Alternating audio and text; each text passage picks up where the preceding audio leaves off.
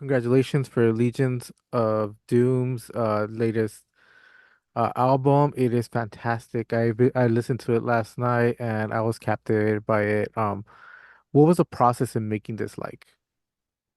It is a long process. It was twofold actually, because we started this with our old singer Eric Wagner, originally from Trouble, my partner. We had a band, The Skull. It was supposed to be our third record, and we wrote most of it musically, and he wrote lyrics to it, but we never actually got to work on the songs together. He ended up doing his solo record, and we went on tour, and he passed away on tour. So I wasn't sure I really wanted to play anymore, but when I eventually got into it, me and Lothar, the guitar player who I write everything with, we decided to actually re examine the record and try to get another singer, actually two singers, to like how do you say, not a memorial, but to honor Eric, but actually be a different new band as well doing it. So we finished writing it, and we had no lyrics because they were stuck on a computer that his family had of Eric Wagner, and they couldn't find a password. They finally found a password and got the lyrics, and he had a book for the Skull 3 for the lyrics. So the family sent me the lyrics, and we were able to put them to songs. And Karl Agell and Scott Reagers both sang, and they did a great job. I mean, they got their new vocal melodies that they came up with, and yeah, it was a long process, man. It was like I said, it was a two-step process. We did half it before it, and the second half was redoing. It's like almost painting a whole painting, and it was almost done, and also just kind of like white it out and start a new painting. Wow. Uh, I had no idea that the process went like that. Knowing this, how do you feel listening to it now, especially that it did come out in such a fantastic manner? It is so brilliant. It is much different than your past music. How do you feel listening to it now with knowing, It, and it's it's it's actually been listening to it today because we're going to Dallas this weekend to rehearse. So we're actually playing some of these songs for the first time as a band since we recorded. So listening to it, it's realizing that how good they are, these songs, and how they came together in a short period of time. And if you surround yourself with the right people, the pieces just kind of fall together, and it did for this. I mean, everybody did their part and made this a great record. And it's like we look at it as like from start to finish, like a record, like an old-fashioned way of doing it, not just throwing a bunch of songs and release them. This is like a record we thought about, like the first song, the intro, the outro, the hills and valleys of it, and having the one song, Heaven, which is the song that Eric Wagner wrote and got to have his voice on it, really made this record even more special than it is. what is the feeling going into performing for the first time without him? Especially these songs that he helped create. It it's been rough. I mean, we did a couple memorials already, which were really hard. We're replaying the Skull songs. And these songs, it's gonna be interesting playing for the first time.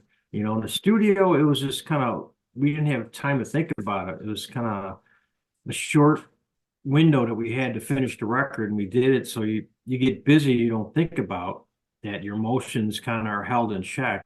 But now actually playing them in a relaxed atmosphere in this rehearsal place in Dallas that we're going to this weekend, it's going to be interesting. Playing these songs and feeling it, and just shaking our heads, going, "Wow, we actually put this together in a short period of time." So yeah, I'm looking forward to playing these. We got some shows coming up, and we're looking forward to getting some of these new songs out in a set. I mean, we still got, our set consists of like some Corrosion of Conformity stuff from the Blind record. We do some Saint Vitus. We do some Trouble stuff from my past. A couple Skull songs. We got cover songs and whatever we can do for the new record. So it's going to be interesting to figure out what we're going to do. We got so much to choose from. Well, that's always a good problem to have. Absolutely. Like I said, I thought this album is brilliant. It gives Thank you. uh nostalgia for the music I grew up with, and how do you keep moving forward, but giving it that evolution that the band needs in order to attract a new audience? That we're trying to figure out. I mean, because we've always just played what came out. It's like, we're all, our soul gives us something that we're good at. We all just got to figure out what it is. And we write not in a try to do a certain style or anything. That's just how we play. So we never really thought about like how could we adapt our music to the modern generation. And I was thinking just that the modern generation gets a lot of these bad music forced down their throat, and it didn't really get to experience the great music that we heard in the 60s, 70s, and 80s. And the thing, and like going to buy a record. Mhm. That's like I said, it was such a special thing where you would go and look at all the different covers, and we didn't have internet back then, and we had our mom's phone on the wall, and it's sit at home. So records we found on their own, and it is a special thing to hold this record in your hand and put it on a turntable and read the lyrics and look at the pictures, and it's an ordeal, and we want to bring that to the modern generation that didn't get a chance to experience that. And it's like when they're tired of hearing this stuff that you know is forced down their throat, where they want to listen to a lot of these older bands, and they're really like people are experiencing Black Sabbath for the first time, hearing it. That is just amazing. And Judas Priest and stuff, these old bands, and the younger generation want to hear stuff like that. So hopefully they gravitate towards this, and we give them a new experience. Definitely. I think the music industry as a whole has evolved in that way, where people are able to put out stuff that isn't quite up to par with other bands. How does uh, how do you keep in mind the fans while creating music? It's definitely a passion that you guys have because you could hear it on the album. The songs are quite unique, every single track. How do you keep doing music you're inspired by, you are passionate for, while still listening to fans who are very vocal online about music? It it's a double-edged sword. It's like you do want to listen to the fans, you want to keep them happy, but the number one thing is we have to keep ourselves happy and be true to ourselves.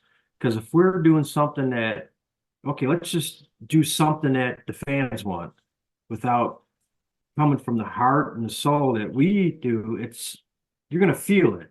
It's gonna feel cheap. It's like when they say a lot of bands sell out. That's what they're doing. So they're just kind of playing what they think the people want to hear.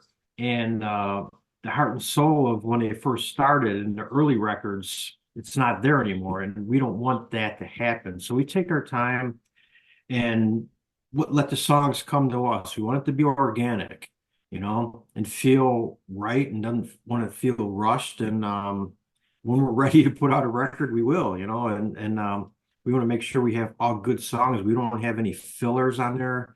And it's nice now because like now we're making records, LP records, which are shorter than CDs. Like you only need 20 minutes aside on an LP and plus you don't want to get it too much farther because it doesn't sound as good. So it limits it. So you like 40 minutes of music, where CD, sometimes you have an hour of music, and bands would throw all kinds of filler and just songs that probably shouldn't have made it on there. So we're picky and choosy. We want to have the best on the record. And if it's something ain't quite right, we'll put it to the side and work on that for the next record. I mean, we got a ton of riffs. So it's going to be interesting working on this new record with all these guys because it's not the Skull anymore. So it's a bunch of like alpha male dudes from all these other bands who are used to doing things their own way. And I can't wait getting a weekend in writing of all of us together and coming up, see what we come up with for like the next record. But right now we're happy as hell with this record, and a second single just came out today, as a matter of fact. Oh, it's all called Voice of Reason. It's out there. It's on Spotify and everything. Yeah, it's going good, man. The record comes out next month, and man, it's a good special time for us. Definitely. I think it's a good special time for a lot of musicians. On the flip side of that question, what's the feeling you guys get when you go on stage and the fans know the music, they're singing along, they're vibing along to the song. What kind of feeling, what kind of energy do you get from that? There's nothing like that. That's what keeps musicians playing. I mean, you can play 100 gigs, and you know they're out. It's you're honored and you feel cool to be able to play music you wrote on a stage. But that one where the crowds are singing the songs, and it blows us away. It's something that'll never get old or tiresome. And we feel it. You just kind of step back and shake your head like, wow, like this kid that was in his mom's bedroom playing my guitar too loud, jamming, learning Black Sabbath songs and stuff. And I'm finally doing my own records, my own songs, and people are digging it and singing it. There's nothing like it. It means the world to us.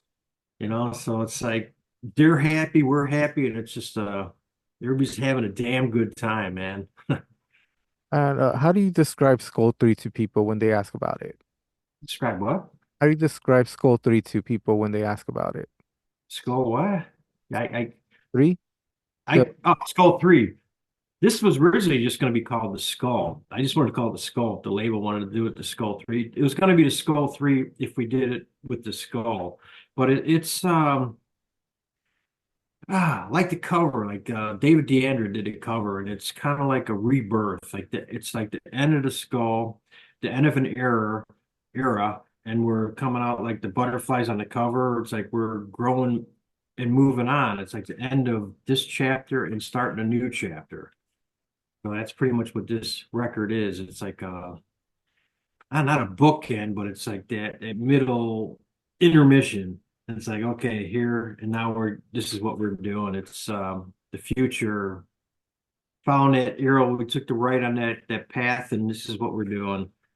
That's our new direction. This is our new music. This is the new band, and it's pretty damn cool. Yeah, pretty great music.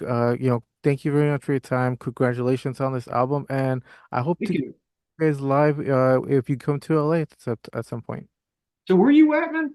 Los Angeles? Oh, LA. Oh, awesome. Yeah, yeah. That's one of the first places I really want to play. We want to, I'm hoping before spring, because we want to do some shows with Early Moods. I love them guys. Them guys are just badass. And you get to see them probably all the time. I don't know if you're into them, but they are great, man. Yeah, I've heard of them. I've listened to some of their stuff. So yeah, they're really good too. Yeah. Yeah, we hope to get into LA and do a couple like shows in the LA region, like two or three, just because there's so many places to play out there. Maybe add like San Diego and Vegas and just do like a week of shows. But yeah, that's high on our to-do list is to go out and play LA. So hope to meet you, man. Come up and say, hey, Definitely will. Once again, congratulations and thank you very much for your time. hey, Jesus, thank you, man. It's been a pleasure and peace and love, man. Cheers, dude.